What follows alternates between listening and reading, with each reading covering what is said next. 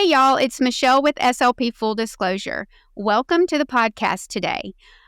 We are joined by a fellow UCF Knight, Miss Julie Matura. Julie, welcome to the podcast. Thank you. Thanks for having me. Julie and I met by accident, really. We were at ASHA last year, and she is the advisor for the University of Central Florida's NSSLHA chapter, and you guys were receiving the Chapter of the Year award, which was being given to you guys by Kristen Martinez from AMN, who is the Director of Teletherapy Services. And we were at a little reception cocktail hour to highlight your program. And you and I started chatting. And I was like, I went to UCF. And you were like, I went to UCF. And believe it or not, guys, Julie and I were at UCF in the graduate program at the same time. We both graduated in 1999, but neither of us remembered one another.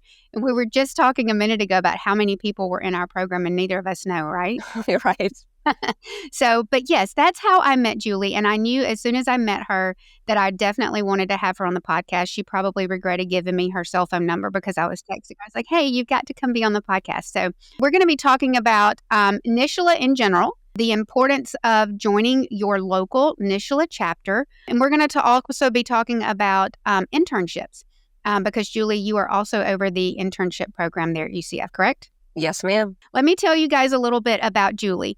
Julie is an associate instructor, internship coordinator, and NSSLHA faculty advisor at the University of Central Florida in Orlando.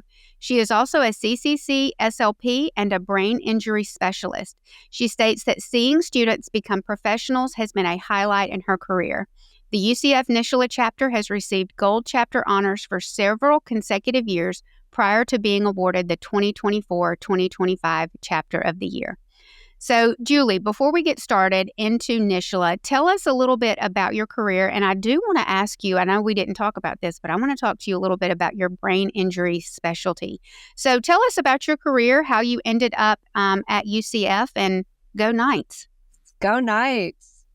Well, I started off at UCF in our consortium program, which is a program for people that would like to work in the schools.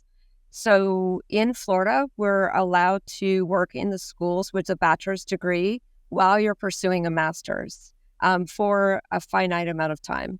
So I started off in that program, and the program was mostly weekends and night school, and did my graduate program that way while working full time.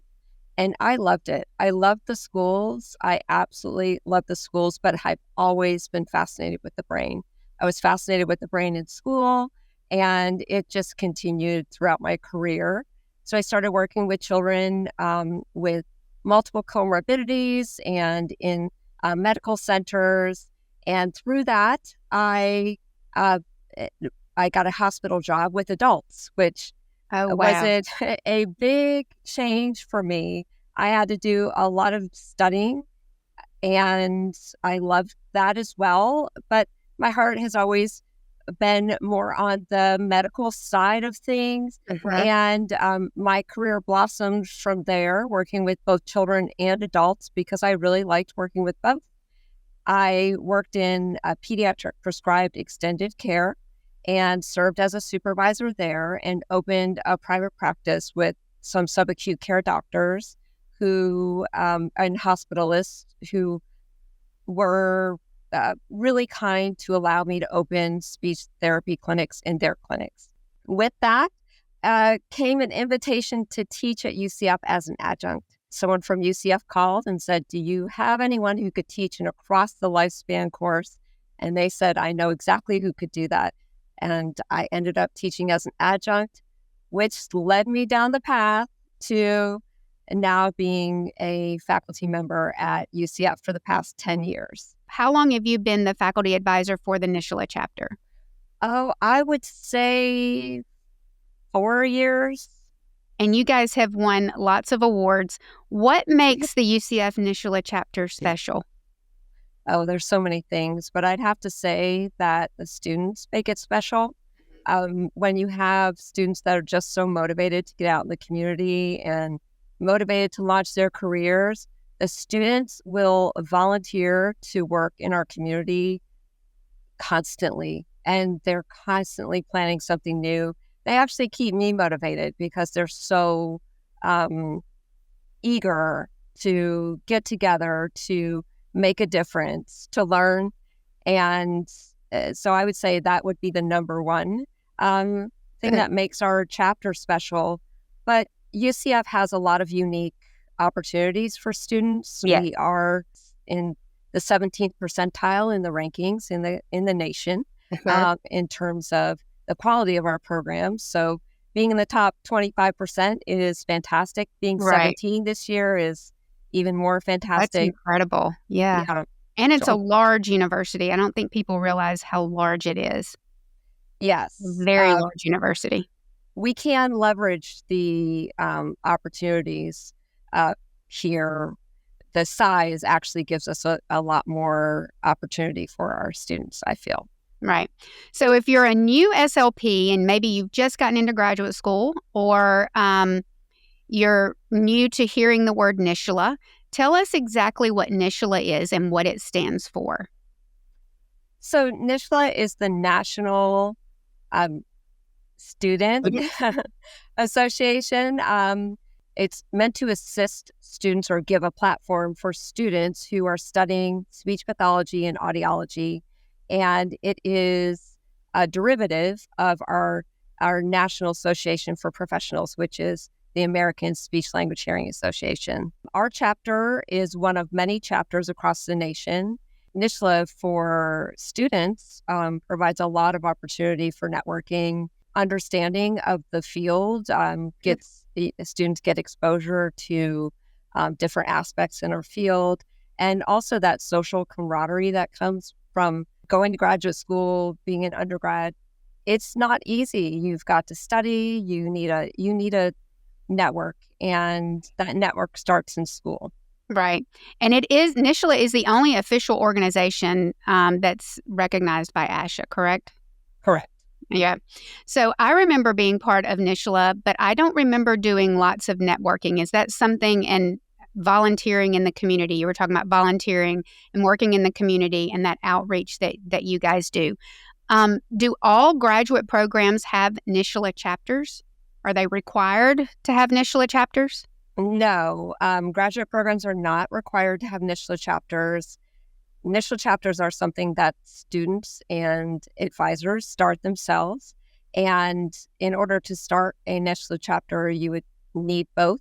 The NSSLHA national organization provides a unique opportunity for students to start a chapter on their own. Granted, they have an advisor available in the university, because they have a toolkit available to them on their website, and anyone can start a chapter, but it is not required.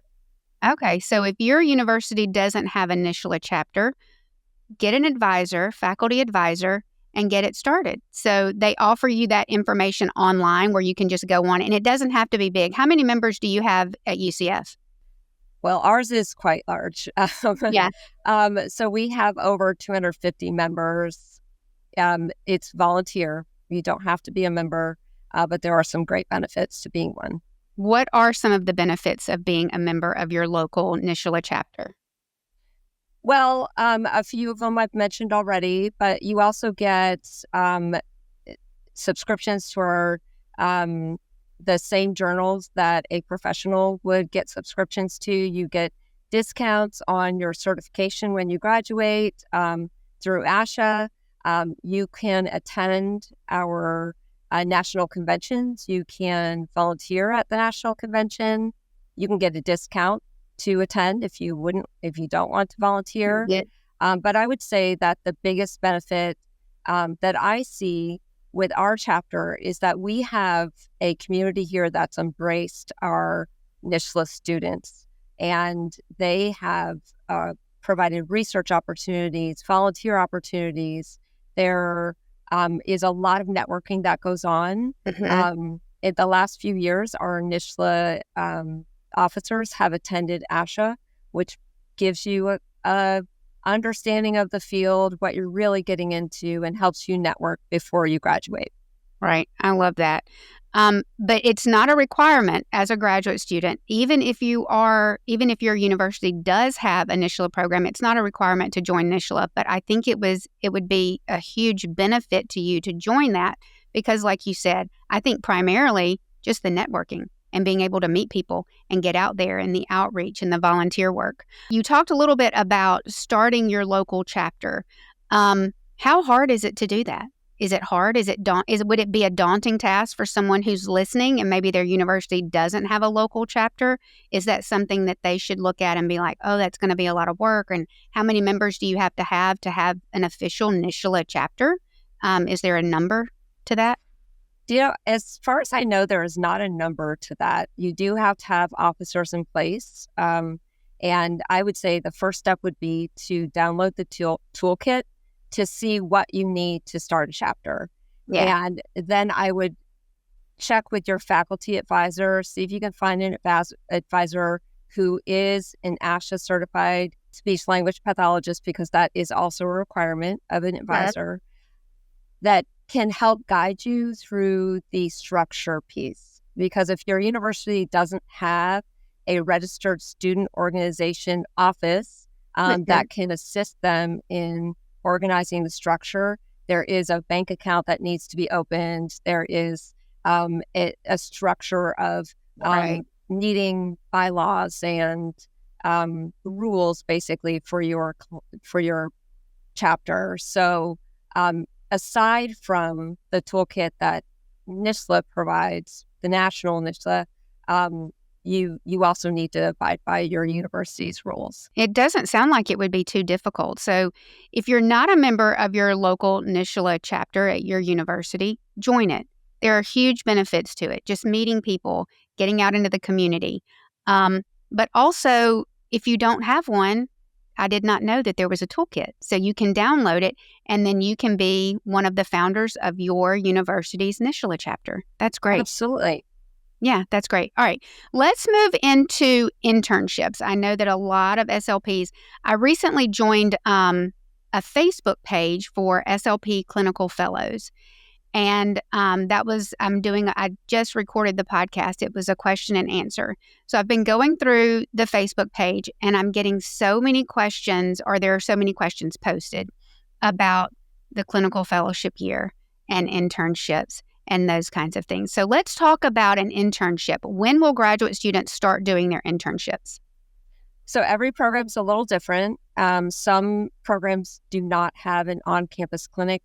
We do have an on-campus clinic, and through that clinic, we serve about 1,000 patients in a year. So our students actually treat patients in their second semester of graduate school and they go out for internships in their final year. So anywhere within that final year, you'll go out at least to 2 separate locations.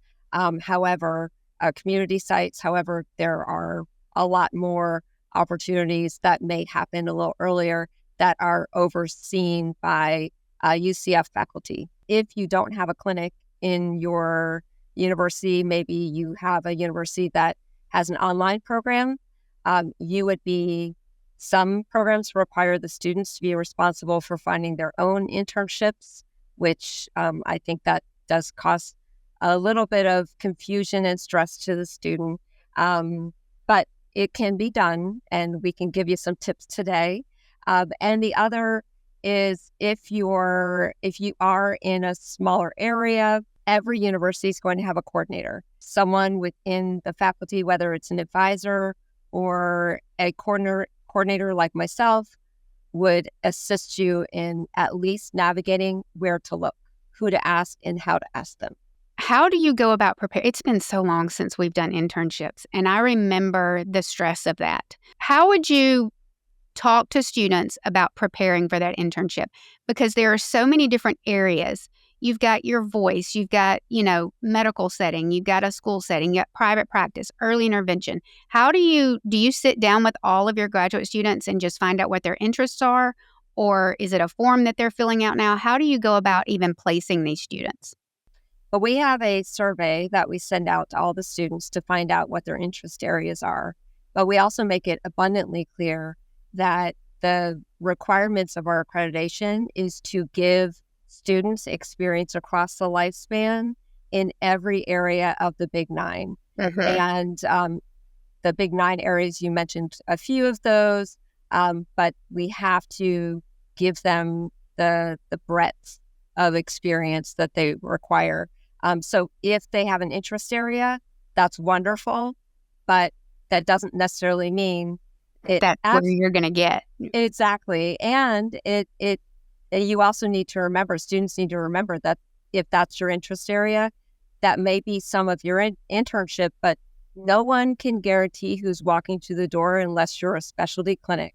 Right. So if you're really interested in dysphagia and you get a client who's had a stroke, it's not likely that they only have dysphagia, and it may not be, they might not even have dysphagia. They might have a language disorder you need to work on, or dysarthria. So students need to be ready to embrace whatever comes their way and know that they're prepared for it. It is difficult to transition from a book to practice. And it's difficult for everyone. So if you feel uncomfortable, sit in that and grow. Right. And you're not alone. I remember just not even knowing what I didn't know. They're like, "Do you have questions?" And I'm like, I'm sure I have questions, but I don't even really know what those questions would be, just being so overwhelmed. And it's highly competitive, right? So I would think that with a program as large as UCF's and even other programs across the country, it's competitive. And Orlando's a big area, so you've got lots of different places to pull from to place these students. But if you're in a smaller rural area, you don't have as many opportunities, I would think, without having to travel. So how can graduate students prepare for that internship? I would say that make sure that as you move through your clinical rotations, that you bring your A game to every clinical rotation, because as a coordinator, I'm looking at a student in totality and saying, okay, I know what this setting is going to require of the student. And I think that the students, I would love to expose them to everything. However, some students need more time for paperwork, or maybe they need an internship where the supervisor is by their side every step of the way. Or perhaps a hospital setting might be fast-paced if you're in acute care, but you might be able to handle outpatient. We really look at not just your clinical skills, but your soft skills. Right. Can you speak to a person in a compassionate way? Do you get your paperwork in on time? Is juggling all of the different balls in the air difficult? And of course, if you're a student, you don't know what you don't know till you get there. So the only way we have to look at where you stand before you go is how you're doing in this moment. So I would say whether it's academics or your clinical rotations, make sure you bring your A game and know that mistakes are going to be made, and that is completely normal. Right. And okay, that's what learning is for. Set up your resume, start your resume. If you don't have a lot of experience, I would say you can write down without any client identity some of the clients that you've worked with in the past in your clinical rotations, and maybe volunteer work that you've done. Show what you are capable of in your resume. Right. I know I've said this on the podcast before that, when I'm giving advice, I always say, if you don't know the answer to a question, it is okay to say, I don't know. And I feel like you can, like you said, it can be very overwhelming when you walk into that setting the very first day and people are peppering you with questions and they're asking you all these things, because that transition from the classroom, like you said, that academic training. But I want the SLPs listening to know that, just like you said, you are prepared, but there is going to be a transition there where you're going to think, I really don't know what I'm doing. And is this safe for me to be practicing as a speech language pathologist? But it is, because it's hard for everybody. It's hard for everybody. And there is a huge, huge learning curve. What would you say about your journey as a speech pathologist and all of the different areas that you've worked in, do you often get students who say, this is what I want to do? Like, I want to be in a medical setting and this is what I want to do. I want to do that acute care and all of this. And like you said, you've been there, you've done it, and you know what is going to be required of them. Have you ever had a situation where you've had to say, hey, let's take a step back. I don't know that this might not be a good fit for you. And how do you handle those situations? I have. And the students, often when you explain to the students exactly what they would be facing in that setting, oftentimes they come to the conclusion on their own this might not be a good fit for now. Mm-hmm. But I also explain to them, I use myself as an example. When I started in the hospital, I was 6 years into practice. And going from the pediatric prescribed extended care to inpatient hospital rehab, at that time, and this is going to age you and me, unfortunately, because we already said what our ages were, kind Yes. of. At that time, we had paper charts. Mm-hmm. Everything was written in shorthand, and it was written. Not just was it written in shorthand, but also all of the acronyms that are available to medical professionals, that is what it was written in. And keep in mind that not everybody that writes in the chart is a speech pathologist. Right. So we have the doctors, we have the nurses, we have the respiratory therapists, the PT. Everybody's writing in acronyms that they know. So when I transitioned into the hospital, I tell my students that I was the last person to leave at night. To get my notes in, there's no taking your notes home at the hospital. There's no not seeing your patients every day. You have to see them. They're in the hospital and they're depending on you. Right. So I would sit there and have to look up these acronyms. I didn't know all of them off the bat. And it took me a while to get in the swing of things. And I was willing to sit there as long as it took because I wanted it badly. I wanted to learn it.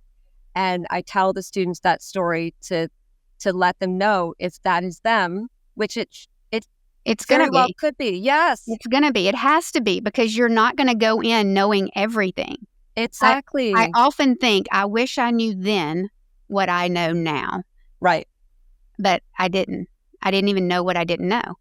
Right. And that's what it's all about. That's why you have a supervisor. That's why it's going to be okay. You are going to get overwhelmed, but that is part of learning. Right. It is dive into the deep end and make sure that you do what you can to make it to the surface, and you will. And just like you said, you have to sometimes sit in that uncomfortable feeling to get to the end. Because I remember when I first started in the school system, and I was, like you said, I was in graduate school, just like you were in graduate school. And the referral process, and that was back in the day, Julie, where we had to write IEPs by hand. And I think that sometimes the clinical fellows that I talk to don't believe me. But please verify that we used to write IEPs by hand on the duplicate copies.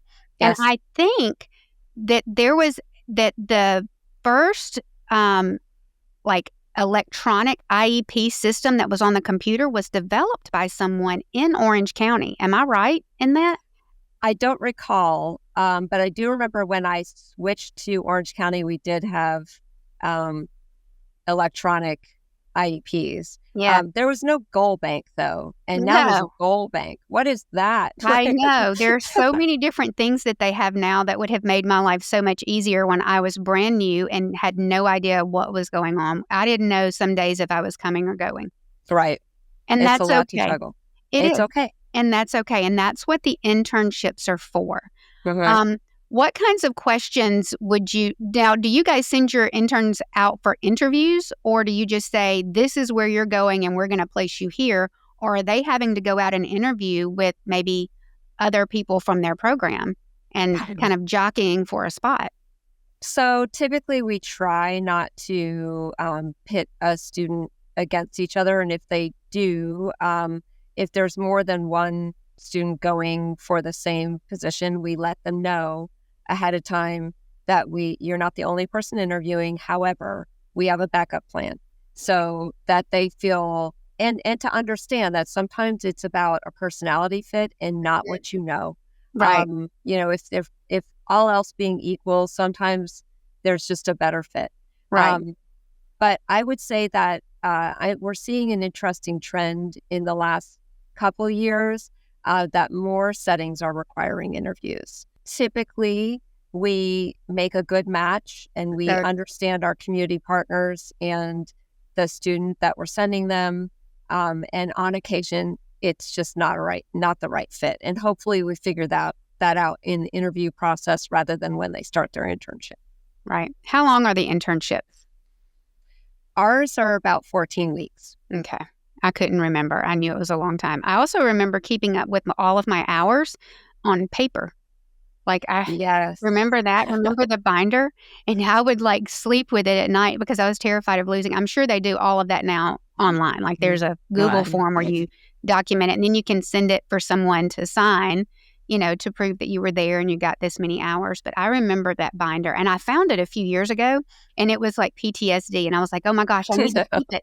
I need to keep it. What happens if I lose it? And I remember them saying all the time, do not lose your contact hour sheet, because you would go in and you would spend an hour and it would be child language or child artic or adult, whatever it may be. And then the supervisor would have to sign it off to the side. And I remember thinking, if I lost this, I don't know what I would do, because we didn't have a backup. We had not emailed it to ourselves. It wasn't in a Google Doc that was automatically saving every time you entered something in it. So a lot easier now, but also it sounds like it's very similar, that process has not changed a lot. And I think those internships definitely prepare you for that clinical fellowship year once you graduate. And that's why we have that clinical fellowship year, because there is so much to learn and so much to know. And I just hope that all of the speech pathologists that are listening, especially our newbies, that it's okay if you don't know. And if you don't get that perfect placement, that perfect internship that you had your heart set on, it might be because someone like Julie was looking out for you and putting you you're setting your students up for success, right? I mean, that's your ultimate goal. Yes, absolutely. And I tell them that. Mm-hmm. Now, my job is to make sure that you are in a setting that will foster success. And it's not, I know that the students, they talk to each other and they get all in a frenzy. This is the setting. If I don't go there, I'll ruin my career. I've tanked it now, Right. And I use myself as example in that situation as well. My career has literally traveled all over the place. And if you embrace everything that comes your way, you're going to have a long and prosperous career. And perhaps that's in a specialty area. But it doesn't have to be, you don't have to write your ticket as you graduate. You might find something that you love and embrace that you didn't even know existed, which is exactly what happened to me. Right. And that's what that internship year is for. You may get in there. I knew the moment that I walked into a nursing home, the moment that my foot stepped in that door and I saw my first patient, I knew this is not what I want to do. But it took me, because up until that point, I didn't know. I had no experience in that area. So it took me being in that setting and working with that speech pathologist to realize this is great. And she was wonderful. And it was a great experience. It was a great learning experience. But it took that experience for me to know this is not what I want to do. This is not the path that I want to take. And that's just being open-minded and realizing that your university, your advisors are setting you up for success. I think that's the biggest takeaway from that. Right. It's not, there's never a punitive thought in any of our minds. Our goal is to make sure that we're setting you up for success. Absolutely. In every turn. And even if we have to have a tough conversation that you don't want to hear, it's not easy for us either. Right. So it's definitely something that students need to keep in mind. Yeah. My brother runs a huge dental practices all over the South. And he always says, you're only as successful as the most difficult conversation that you're willing to have. And sometimes those conversations are it's hard to hear. This is not a good fit for you. You're not ready for this type of setting. And that's hard to hear. But it's necessary sometimes. Absolutely. And to know that this is not a end of the road. Right. This is just the beginning. This is the beginning. Yes. Yeah. And because just like you said, you never dreamed you would end up in a faculty position teaching at the university where you graduated. That was not even on your radar, right? That was something that just happened, and it evolved over many years of practicing as a speech language pathologist in a variety of settings. And now here you are. And the same with me. I've spent primarily my career in a school setting. I've worked in early intervention, which I absolutely love. But 10 years ago, 15 years ago, if you had said you're going to be hosting a podcast, I would have laughed and said there's no possible way. So it's just amazing, like the people you meet and the journey that you're on as a speech language pathologist. Things change. Things change all the time. Yeah. Julie, it has been amazing having you on the podcast today. I do always ask my guests to give a little bit of advice for those new SLPs that are out there. So you're like me, you're seasoned. What advice would you give speech pathologists that are listening, maybe that are preparing for internships, maybe that didn't get that internship that they really wanted? What advice do you have for them? I would say that our field is so broad, and there is definitely a place for you if you end up in a place that you embrace, and perhaps you find that it's the best place that you've ever been, or maybe it's not for you.